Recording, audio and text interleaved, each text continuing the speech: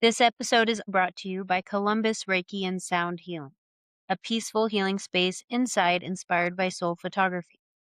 Lindsay offers Reiki, sound frequency healing, guided hypnosis, and intuitive card readings for anyone needing rest, release, clarity, or an energetic reset. Sessions are available by appointment in downtown Columbus. We are back. Yay. Today we are going to talk about how NA helped you or did not help you, and just your thoughts and feelings on NA. Jeez. So it absolutely did give me some tools to be able to use, but it absolutely is not the only thing that I do or use to help me. I don't like fear-based things, structures like religion, churches, and I found out that NA is kind of fear-based, and not everybody sees it that way, and that's good, I guess, because if it helps them, it helps them. Like, I'm not going to tell them that it's not helping them, but I don't believe that it's the only way to do things, because there's absolutely a million different ways to be able to do anything. And so when somebody tells me that I have to do it this way or I'm going to fail, it's like it sets me off inside, because I love proving people wrong. So that is enough motivation under me to keep me sober for the rest of my life, just to prove the people down there wrong that said I was going to fail because I didn't follow their rules. It was kind of funny. So in July, next month, I'll have 3 years drug and alcohol free. And for the first 2 years, a fellow member of NA, an older gentleman, was on me all the time. Please write your story. Please write your story. We're putting together this book for the prison, blah, blah, blah. Write your story. And I said, no, I didn't want to. So a few months back, he asked me again, and I said, fine, I'll write it. So, I mean, I didn't go into detail, but I wrote, just this little thing or whatever. And as soon as I sent it to him, he said, okay, do I have your permission to edit it? What? Why would you, how could you edit my story and it still be my story? What do you mean edit it? Well, Stacey, you need to say that you're an addict. You need to identify as an addict, and you need to say that NA saved your life. I was like, no. And he's like, well, why not? I said, because I'm not an addict. I don't identify as that anymore, because I've come to find out that when you carry negativity with you and you speak negative about yourself and about your situations, that you're never going to get rid of it. So of course these people are still sick, because every single time they say, hi, I'm so-and-so and I'm an addict. Why would I want to drag that around with me for the rest of my life? Obviously, we're all addicts in some way, shape, or form. It's about finding balance, and choosing what's for your highest self and what's not. So when I introduce myself, I say, hi, I'm Stacey and I'm enough. And it pisses people off. And that's fine, because I figure if something I say upsets you, then you probably need to work on yourself. There's probably something inside of you that's not sitting right about yourself, and I'm bringing that out of you. And the other thing is, it didn't save my life. I saved my life. And so I said, no, I said, you're not editing my story. Well, we can't put it in the book. Okay. Yeah, not really your loss. Right. And I'm sure I disagree with a lot of people on things, but it doesn't mean that I think that they're wrong or that I'm right, and and vice versa. There's a million different ways that you can do everything, and it doesn't make one right and the other one wrong, And I guess it just really, it used to bother me, because I always wanted everybody to like me, or I wanted to fall, to blend in. I never felt like I was enough. And I always thought that I needed that outside validation. And okay, well, I guess I'll just do this. But I don't need that anymore. And so I'm okay with not fitting in. I'm okay with being myself and being comfortable with myself and being confident with myself, to where I don't have to look for outside validation from any group of people or anything to tell me who I am and who I'm not. Like, I know who I am today. I completely agree with you. You are what you identify as, not was. Right. And so if you are currently not an addict, I don't understand why you would have to say that. Right. And, I brought this up to a loved one in my family who's been through NA, and he agreed with me. He agreed with you. Yeah. And he can't say NA saved my life, because it didn't. He's just like you. And I know there are people out there who swear up and down that it does, and that's okay. That's what worked for them. Right. Tell me what worked for you. What aspects of NA did help you? So I love the fact that I know if I am feeling some type of way, maybe I need just some social interaction, or Maybe I'm missing some of my friends that are down there, you know? I love the fact that I could walk in there at any meeting and I'll be greeted, you know? I will be welcomed.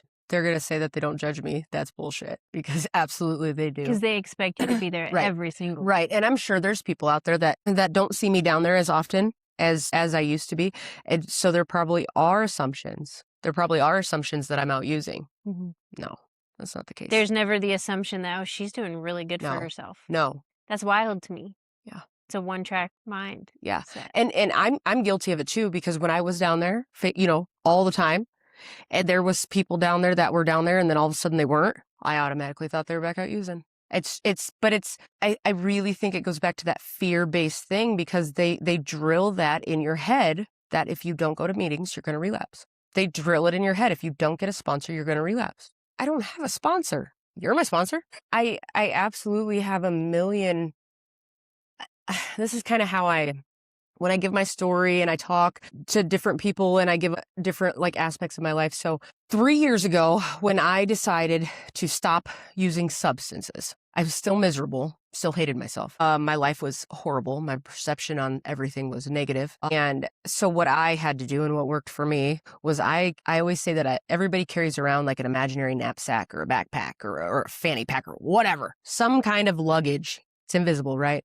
But through our lives, we gather so much stuff into that backpack. So many people's opinions, people's observations, people's crap that they unloaded on you that you decided to take home as your own, right?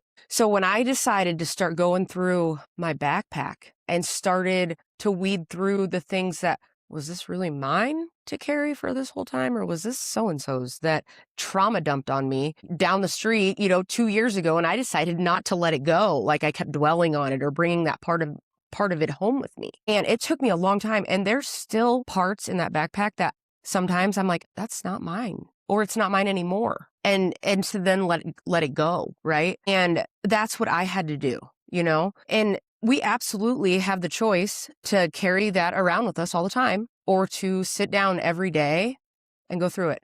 When you get home at night, sit down. I sit out on the porch, because I smoke hella cigarettes and I don't smoke in my house. And it gives me time to go through my day, go through my backpack. Whose crap did I bring home with me today? And what crap of mine did I bring back home with me that I don't want anymore? And it's part of letting go. And it's not pretending it's not there. That's what I used to do too, is just kind of like bury more stuff on top of it and eventually it'll just go away. Now I'm able, for the most part. There's still days, I'm human, but there's days that I'll sit there and I'll sit with that stuff, like, and process it, feel it, work through it, cry, get mad, be angry, be happy, but let it go. Like, 'cause I don't have to take that shit inside with me. I don't have to take it with me anymore. And I think that was like the most eye-opening thing for me, was that it's my choice what I want to bring with me every day. Yes, you run into people, you have interactions with people, you got to work with people, and some things are out of your control, right? But like the only thing that's in your control is how you react to the situations and the things and everything that you're put into. And just being aware that, hey, that's not my feeling. Like, I was around somebody that was a negative Nancy, and then I left and now I feel like negative Nancy, because energy's real. It attaches to everything. You go into a store, you go to an auction, you go to a garage sale, you go anywhere, anything that people touched, and then you touch it, you bring all parts of it home with you. And eventually it's going to pile up. And then people wonder, and I wondered myself, why I'm walking around pissed off at the world when nothing happened to me today. But I'm angry. Like, I had a day like that yesterday. I wanted to fucking throw punch people. And I was like, what is happening? I think it was tied to the weather. I think it was tied to just all the different shifts and everything going on. And then the interactions that I had with people. Yeah, I had to like check out yesterday. I had to go home and be like, I'm done. And it's okay to do that. Mm-hmm. And I never thought it was okay to do that before, because I would run to please everybody. And then when I would get home, I was so exhausted and I didn't do anything for myself. And then I was like, well, I guess we'll try again tomorrow. But I don't have to do that. I can absolutely check out from any situation that I'm in and be like, I'm not doing this no more. I'm not taking this with me. I'm not dealing with this right now. Mm-hmm. And that's a good feeling. I feel free now when I'm able to do that. And like I said, there's days that I still get in that stupid ass hamster wheel, of what if and blah, blah, blah, blah, blah, blah, blah. But I'm self-aware now and I catch myself and I'm like, oh, okay, this is not what I'm supposed to be doing for my highest good. So this is kind of a cleansing ritual. Mm-hmm. So this cleansing ritual, did you learn that through NA, or is that something you just obtained all on your own? I know that I have never really sat down and worked their steps. I know there's a 12-step program. I've never physically put pen to paper. I do think one of the steps is like writing down maybe all the things that you did or the people that you hurt or something, and getting rid of it. But like I do this every day. So I think there's something similar to that, but that's another thing with NA. They said that I had to sit down with a pen and paper and write down everything, which don't get me wrong, writing down things is very important. I suck at making things, writing them down. Like I can force myself to do it. And I used to do like a gratitude journal. I've kind of slacked on that. That's probably part of my problem too. But it's like I work their steps every day through all my interactions, if that makes sense. And so when I didn't do it, pen to paper, 1 through 12 in order with a sponsor, I was wrong. I was going to fail. You're going to fail. You're not doing it right. Well, who the hell are you to tell me if I'm doing something right or not? You're totally like me. I don't like to be told what to do. No. If I want to do it my way, it's just like Yeah. that's what's wrong with the world today. There's so many different ways to learn. Yes. It's not black and white. No. It's spectrum. it's rainbow colored and I love it. And what I love is that I take something, and I told some of the clients this a couple weeks ago at my part-time job where I work at the treatment center. Every interaction that I have every day, whether it's good or bad, whether it's tiny little minuscule thing of holding open the door for somebody at the store or the waiter that I dealt with at the restaurant, I take something from them every day. Whether it's something I don't want to do and how I don't want to be or how I do want to be. It's like, you see videos, not everything is a sign, not everything has a lesson. Absolutely it does. Whether you want to see it or not, that's on you. Mm-hmm. And so I take something from every interaction because there's some interactions I don't want to fucking deal with. There's some people that I'm like, but what I take from them is how I don't want to be. Mm-hmm. There's always something to learn. There's something. That's why we're here. Yeah. And it might be something so little you don't even recognize it, but there was something you were meant to learn from each and every interaction. Yes. Each and every observation. And I try to do that bird's eye view. I really do. I try to do a bird's eye view of everything. NA has something similar. Play the tape forward and backwards both ways, like when you think you're going to relapse. So I guess what I did with NA was I took the pieces that I needed and I used them for me and the way they work for me. But I absolutely well, I probably would argue till I'm blue in the face, but I don't like to argue today. It's not the only way to do things. It's not. It's to put the fear into somebody to make them do something out of fear, in my opinion, is wrong. No matter where it is in life. You tell somebody that if they don't do these things, if you don't go to church and if you don't pray to this and if you don't do that, you're going to hell. If you don't quit smoking, you're going to die. Guess what? Here's a news flash. We're all going to die. Doesn't matter if I quit smoking today, I'm still going to die, right? I'm not going to hell because I don't go to church and pray and put money in their basket. I'm not going to hell. I absolutely believe that we create our own heaven and hell by what frequency we're vibing on. Because I'll tell you what, in my active addiction, I was in hell and I was awake. I was alive in this physical body and I was in hell. Mm-hmm. Was I on fire? No. Not that fear-based thing that they put into people's heads, but I absolutely was in hell. And now I'm in this place that I would love to say that this is my heaven because I'm happy today. I'm free today. Because you choose to be. Happiness is a choice. Yeah. Yeah. I could flip the switch right now. So heaven is really learning how to choose, the ability to choose every day. Yeah. And heaven to me was learning how to love myself and not seek it from outside validation. Mm-hmm. That got me to heaven. Because I no longer chase those unnecessary interactions with people, places, or things to fill this emptiness inside of me that only I could give. Only I could do that to myself. And then that saying, when your cup is full, it runs over. Then you can help others once you love yourself right. fully. Yes. And that's your daily ritual. Yeah. You can then spread that love out. And being self-aware of knowing when my cup isn't full and I need to step back. Retreat. Yeah, and I need to step back and put up more boundaries and be like, I'm not feeling it today. Mhm. I always warn people, like my daughter, my oldest daughter, she'll be like, I mean, the kids are coming over. I love my grandkids, right? But there's a lot of them. And there's days when my energy ain't the best. So I always, to anybody that's coming over, says, that they want to stop and visit, I'm not at my best today. So if you choose to come over, that's on you. Yes, you have been warned. Right. I am laying it out there. I'm not at my best today. I'm not feeling it today. I'm a little down today. But if you feel that you still need to see my face and come over, just know that I told you. And I love that I can tell people and be okay with that, like being self-aware of how I'm feeling. Not And work. being completely honest and not Yeah. being a people pleaser, Yes. but just truth. Like, this Yeah. is how it is today. It's And okay. before I was always honest, right? But I was mean honest. It wasn't for my highest good. It wasn't for your highest good. It was about how I could manipulate the situation to get whatever it was that I wanted or needed. And to be mean. If I felt threatened in any way, if I felt like you were going to hurt me in any way, I would strictly say something so hurtful to you that you wouldn't be able to blink and I would walk away because that was Your how, That was your defense yeah, mechanism. yeah. And now you don't really need any defense. No, Like, no, I don't. And there's still people that take offense to what I mhm. say and how I talk. There'll always be people who take offense. And today I don't care Yes. because like I said earlier, and I tell this to if something that I'm talking about makes you feel uncomfortable or makes you feel threatened or like angry or feel some type of way, you should probably go look at what's going on inside of you. Mhm. Because I used to have all these expectations on people, right? And things and situations and the way things, because I'm a control freak and this was how it was going to go, right? And then when it didn't, I'd get pissed. Mhm. And then I'd get pissed at you because you didn't live up to my expectation. Mhm. How stupid was that?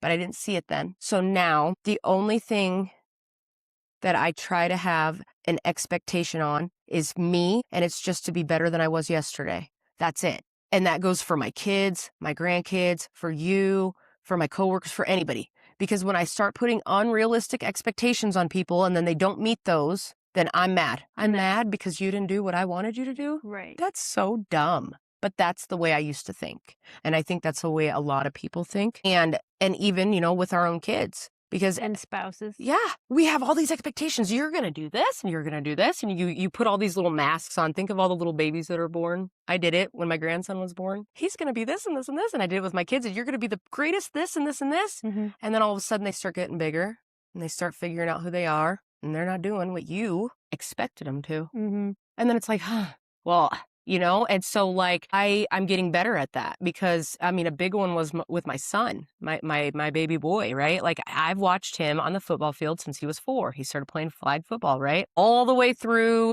little guy, through grade school, through middle school, freshman rolls around. I'm like, yeah, freshman football. And he comes home, he's like, I ain't going out. I was like, what? Hold on. Why? I don't want to. And then he immediately, well, I'm sorry, Mom. Well, if you want me to, I will. Yeah.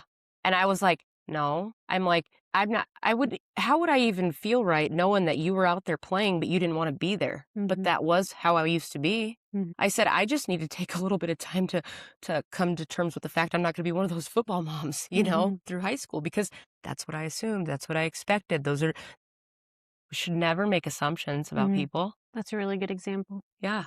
And so I was at first, when I was seeing the other moms putting all the freshman games on, and the pictures and blah, blah, blah, and all the kids that he played with ever since he was little, I was like, but now guess what? He's thriving in soccer. He just made the club soccer team, like team 1, like the whatever. He's gonna, he was on JV soccer freshman year, and I'm not gonna have an assumption, but we're hoping that he makes varsity coming up, and he's enjoying himself and he's loving it. And I'm having a great time. It's just that it's crazy to think about how many times we put expectations on people without even thinking that we are, Mhm. and how little we think they are, right? And then years go by and it's not what you had planned in your head. Mhm. Marriages are like that. I've never done that. Well, I'll tell you, I'm going on 22 years of marriage, and it took a long time to teach this concept to my husband. And for me, I mean, I learned a lot quicker than he did, but Women yeah. usually do. No, I'm just kidding. That's another assumption. Yeah, I was like, "You expect me to make dinner every night? Sorry, hon. It's Right. not happening." you Right. know? But I did learn my lesson once. Okay, let me catch my breath. Okay, so I'm wondering, do you know somebody close to you, or are you friends with anybody who did do the 12-step program through NA, buy the book, and succeed? Well, there's a couple of older cats that are down there, like the one that wanted me to write the story and then I didn't. I'm pretty sure that he lives, breathes, eats, shits NA. Like and it works for him. Mhm, And and that's the thing, like, I'm so happy for them that they found a way that works for them. Absolutely. Like, but sometimes I question, like, if a person only does that, are their minds opening or open to other aspects of things, you know? Or are they so close-minded that their tunnel vision's on and so they're not experiencing everything in the world that they could experience if they were more open-minded to things? mhm, But I guess that's something that I'll never know, you know? mhm. Well, and they gauge their success Right, through this way in this program, right. so it's fine for them. Exactly, and that's what, like, I love them to death. I love everybody to death, even my enemies. I love them. They might not wanna talk to them, but I don't wish harm on anybody. I don't wanna see anybody fail. I would never tell somebody that, "Well, you're working the 12 steps, so you're gonna fail." Like, absolutely not. But I love being able to show people because I know I'm not the only one out there that thinks the way I do, Mm, right? And so I love to be able to show people that, like, you can do it other ways. You mm, can absolutely have tools from every single situation that you were in to help you.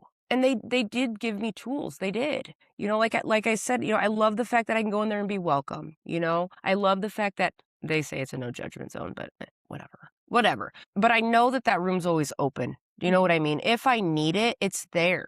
And I like that. I like knowing, I guess, for the security of it. Like, I know it's there. mhm, I love that for especially fresh people that are in recovery and maybe they don't have anything else yet, right? And they don't have any other tools yet, so they go there. I love that that's there for them and that there is a spot open for them so that they feel safe and secure. I mhm, love that. I guess I just hope every day that everyone, not just people in NA, but everybody, that they can open their minds to all the possibilities that are out there when you start to choose yourself and to love yourself, not seek outside validation from anything, people, places, things, anything, a substance, it doesn't matter what it is. When they start to choose them, like, choose you, but not at the expense, not hurting anybody else. Like, there's such that you have to find that balance, right? Like, because I always say that my program is a selfish program because it absolutely is. I have to choose me. I have to be okay, or nobody else around me is gonna be okay. That was my mindset, not trying to be sober from anything, but that was my mindset just in my 20s, and I did get called selfish, Yeah. but I had to love me first. I had to take care of my mind, body, and soul first so I could be there for my family. Mhm. I wish I would've got this in my 20s. I'm gonna be 46 in 2 months. And sometimes I not to, like, wish I woulda, coulda, shoulda, right? Because I already did that game and can't go backwards, right? But sometimes I wonder how different my life would look today had I chose to love myself in my 20s. Well, there's a version of you out there, alternate Yeah. universes that Oh, did yeah. make other choices. Yeah, and I guess when I stopped blaming everybody for everything, that was really a powerful shift for me too, but I still catch myself today blaming my mom for a lot of things, right? But then I have to realize that, like, this was how it was gonna be regardless of who I blame and blah blah blah. And there comes a point in your life where you can only blame your childhood trauma for so long before it's time to put on your big girl panties and start taking accountability and changing shit then. If you Mhm, don't like the way you were raised, then change how you live now. mhm, Like, exactly. our choices, right? I could have stayed in that pity party bullshit, blaming everybody. Mhm. Where the hell would I be? Yeah, Not victim mode here. is not gonna get you anywhere. Oh, and I was great at blaming everybody. I did. I blamed everybody for everything. Everything except for myself. I was always the victim. Mhm, And you know what it goes, I don't know if we spoke about this or not, but, like, my oldest daughter's dad, right? I stayed with him for too long. mhm, Too long? I got an amazing child out of it, right? Which gave me amazing grandkids, and I see that now, but for the longest time, like, I blamed him for everything because he beat my ass every day for 10 plus years, right? And I used to blame him for this and blame him for that and blame him for this. And then I'm to the point now today that absolutely did what he do to me? Was it good? Was it right? No, but I stayed. Mhm. I could have left. I'm not saying it would have been easy, but I could have left. Mhm. But I never chose to. I stayed. Personal Because, responsibility. yeah, I was hoping he would love me one day Mhm. because I didn't love myself, but I stayed. So, like, I hope he's doing well. I haven't seen him, and my oldest daughter's 26. I don't think we've seen him since she was 9. I would love to hope that he found himself and that he's doing well for himself. Mhm. I really do. That's beautiful. You know, and he was he was like a little tiny blurb in my story, right? But because of that little tiny blurb and that shitty time in my life, I have this amazing family now of these little tiny people that look up to me and they love me. Mhm. And if it wasn't for that shitty little blurb of my life, I wouldn't have these things. And she's your best friend. Oh yeah. Yeah. I love that. Yeah. And so like, yeah, was the part of being with her dad horrible? Mm-hmm. It wasn't fun. But at that time I wasn't looking at the big picture, right? I didn't see the bird's eye view of how great things were gonna be. Mhm. But now when I look back, and that's such a little tiny part of the thing that made everything, be in my story, it's crazy. It's like I blinked and it's not even there, Mhm. And now I have this amazing little people family and my daughter, and yeah. Okay, I have a question. Okay, let's circle back. In the last 3 years, was there ever a time that you thought you were gonna relapse and you turned to some sort of NA tactic, tool? Yeah, so, they always say don't 13 step. I learned that. There'll be newbies and they come in and blah, blah, you know what I mean? So, like, for the first couple months, I didn't do that. I didn't even look at anybody, but then there was this guy. It's in my past, whatever, but like, oh my God, he was so hot, blah, blah, blah. And I was starstruck, right? And I was fresh in recovery. This was like August of the year that I got clean. And it was great, but right when I first got clean and stopped doing the substances, I still didn't love myself, right? So I was still seeking that outside validation. And so all of a sudden, like I'm in love with this person. And one day I dropped him off at the halfway house where he was staying at. And he said, I love you, blah, blah. And the next day, ghosted me. And I was like, what? What? I gave everything to you. I can't, oh my God, I was in love. And I was like, what the fuck? So I went straight down to a meeting, right? Because I was really going to meetings every day, all day. Mhm. And here he comes walking in with this other little thing that was down there. Hickeys all over her neck. And I was like, God. I sat there. I was like, yep, okay. I made it through part of the meeting. I got up and I was stopping at Casey's on the boulevard to go in and grab a 6-pack because I was going to go home and I was just going to drink, right? Because you justify things. As humans, not just addicts, we justify things. Well, if I only do this, it's not as bad as doing this, right? So I was just going to go in and get a 6-pack. And on my way to the gas station, I called the old school cat that I said lives and breathes and shits NA. I called him and I talked to him and he talked me down. So absolutely there's things that have helped me. And I didn't relapse. And guess what? I got over it. And guess what? I found out he was checking my TikTok profile the other day and I was like, 3 years later, not today, Satan. Block. So yeah, but yeah, it's crazy to think how much when we don't love ourselves and how when we seek that outside validation on anything, how we can almost trip and fall and stumble and throw away all these good things that I was doing because so quickly. Yeah. Yeah. And so today I love myself enough that if something would happen in my relationship today, would it suck? Absolutely. I'm human, but I love myself enough to know that everything happens for a reation. And it's not an excuse to go. Right. And it's not an excuse to hate myself again. It's not an excuse to go chase every Tom, Dick, and Harry around because I want to feel, love when nobody can feel that for me. I have to love myself. I think that's the biggest Yeah. lesson here. Like in your whole story, it comes down to, just like you said in the very first episode, you love yourself. You learned how to love yourself. Yeah. Put yourself And it first. doesn't mean, like I said, it doesn't mean that I'm just this big ball of fucking sunshine every fucking day because, as I've said a million times, I'm human. I have feelings. Shit happens. Life happens, right? Life on life's terms happens. But I like to believe that I have enough tools in my backpack now to get me off that stupid ass hamster wheel of spinning on that self-pity and that hate and those negative vibrations, right? And then I call you and I get into Reiki and then we get me all balanced and then I'm good. Yeah, and just you realizing that you value yourself way more than you used to, and you are worthy Yeah, of everything. success, of love, Yeah, I of a good am. life, of I'm happiness. I'm absolutely worthy of all of it. I love that, and just being like you said, self-aware to where, and also being able to hold myself accountable, and like because I will be the first one to tell you, in probably 99.9% of every single situation that I was in my life, whether it was an active addiction, not an active addiction, when I was a child, when I was an adult, blah blah blah, I was the problem. I was not. I was not a good person. I was not. I was not living to my highest good. Mm-hmm. Just because I wasn't out robbing the gas station doesn't mean that I was not being a I was not a good person. So, like, yeah, from the time probably that, starting in my teens, like, I was the problem in a lot of situations that I blamed the other people, Mm-hmm. and did what they do. Was it always good? No, but I can hold myself accountable now that, like, that was probably half my fault. Mm-hmm. And it's okay, and it sucks, but it happened, right? And I can see that now. Yeah. I still hate saying I'm sorry to people, though. That bothers me. Probably should work on myself a little bit. Well, you do continue to do that every day. Yeah. So, for any of the listeners out there, would you recommend NA? Absolutely try it. Try it. But that's what I'll tell you on everything. Try it. I can't tell you if you're gonna like it or not. I can't tell you if it's gonna work for you. I can't. All I can say is try it with an open mind. Mm-hmm. But don't put all your eggs in one basket, right? You don't have to gather all your eggs in one basket, and then when you trip and fall, all them fucking eggs break, and then what do you have? Mm-hmm. Nothing. A bunch of broken eggs, and then you're at the bottom again. So carry around a couple baskets, and put your eggs in a few different baskets. Yeah, and have a backup, have Yeah. a plan B, have an alternative. Have an open mind. Like, just like with the whole church thing.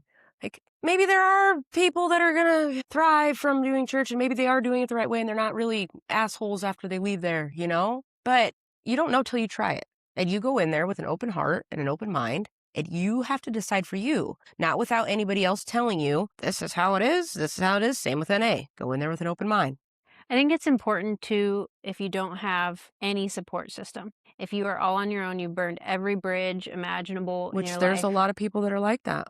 NA is going to be a valuable resource for you. Absolutely. Absolutely it will. Because it's going to give you those people that are 30, 35, 40 years clean, It's going to give you some more options. It's going to give you some phone numbers of people to call because, yeah, maybe you don't have anybody. Maybe you just got dropped off here, and you don't know anybody in this town, and you don't know anybody. Or maybe you do know everybody, and anybody that you call would be a bad choice. Absolutely go down there. Absolutely. So you currently part-time help at a treatment center. Mm-hmm. And you obviously are an advocate for that treatment center because you work there. Mm-hmm. And I think that's a beautiful thing. That's something that you've thought about since you've Yeah. became more self-aware, Yeah. is helping others through this as well. But if somebody asks you to be a sponsor, that's a no. No. And today, in this very second, in this 3D realm that we're in, would I want to work there full time? No. And I had to come to terms when I first got hired. Oh my God, I wish I could do this full time. I wish I could do. Yeah. No. Yes, that's perfect because it's a good example of you didn't put all your eggs in one Right. basket and you realized fairly quickly that that wasn't something you wanted Right. to do full time. Not full time. No. Mhm. But it does serve you to Yep. go part time. Yep.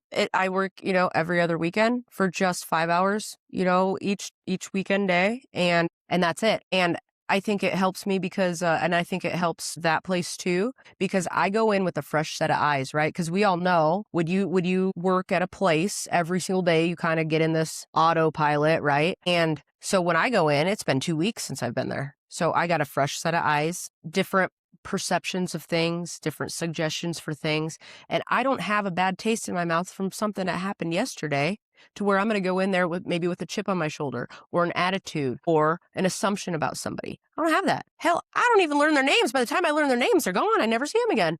I think that is such a good perspective. Yeah. That's amazing. Yeah. Because just there's people, even with my full-time job, the fucking glorified secretary that I am, whatever. It pays the bills and I got insurance. Whatever. It serves its purpose in my life right now. But I catch myself robot mode, right? Like I go out there, I know what I'm doing, I'm comfortable, blah, blah, blah, blah, blah, blah, blah, blah. But I'm still irritated because Joe Blow down the fucking hall coughed too loud and fucking interrupted my thing. You know what I mean? So I go in there fucking for how long with that stupid negative mindset because you pissed me off yesterday, Mm. right? But today's a new day. Why am I still holding on to that? Where I don't have a chance to do that over there. Because by the time I'm even, then I'm done. I come back and then it's usually new people, new group, and I'm able to just go in there with no expectations and no assumptions and no biased things, nothing. Mhm. And I love that. Yeah, that's a really comfortable place to be. Mm-hmm. Yeah. I don't think I would be too happy. I don't think I would be good for myself or for the clients if I was there full time. And because it is a very stress related, you're around a lot of different people. Mhm. You hear a lot of different things. When I get home on the weekends, it takes me a little bit to unpack that backpack before I go in the house because Mhm. sometimes, depending on the day, I mean, there's a lot of shit that goes on. And then I gotta really sit down and go like, okay, nope, that's not mine. That's not mine. That's not mine. That makes me think of DHHS, I couldn't imagine. service workers, Yeah. health and human service workers. I could not either. Right. Or I mean, Or law EMTs. enforcement, Mhm. nurses, doctors. How can Mhm. you separate yourself and go in there with a fresh set of eyes when you've been in there so many days in a row And for so many experiencing hours? trauma Right. over and over. Yeah. It takes a special or daycare workers. They're with them kids, and then you hear these stories about how these daycare workers probably didn't do something that they should have. Mhm. And it's like, how burnt out were they? Not that I'm justifying anything, but like you have to really be mindful Mhm. in all these situations that you choose to work in or volunteer in or do anything. Mhm. Because if you're not right with yourself and then you're putting too much on you, then that's all it takes. Mhm. Lindsay, I could talk for I love it. days. And I And I love got a suggestion for anything and probably a story for it too. And yeah, I used to hate the sound of my voice. I'm going to get used to it probably now. Mhm. Like when I would call on voicemail, I'm like, yeah, I don't want to hear that. Shut that off. But I love knowing that maybe somewhere out there, somebody's going to listen to me and maybe it might open their mind a little bit. Mhm. That gives me, like, I feel high right now that we got done with this session. Like I have that rush, that rush that, I mean, meth users, you know what I'm talking about, that first high and you're always chasing it. I have that when I get done here. Yeah, there are so many things when I go back and edit this that I've heard you say before because we've sat together for so many hours. Mm-hmm. But it's gonna click with somebody. It's gonna turn the light bulb on. There's just so many wise words and lessons coming from your stories, and I really enjoy that. That's why you're here. That's Yeah. why we are here. Yeah. And yeah, I've said it before. I love it when somebody they genuinely wonder, like, Stacey, how did you do this? Mm-hmm. How did you survive this? What did you learn from this? How are you still an asshole? Like, I can be honest with you about, I love that. I love that. Like I told you before, I was always told to shut up as a kid, and maybe I was wise then, but nobody wanted to listen. But Well, here we are. nobody's going to tell me to shut up today. And we're not making anybody listen, but if you want to tune in, it's available. Yeah. And I love that. Okay, until next time. Peace be with you.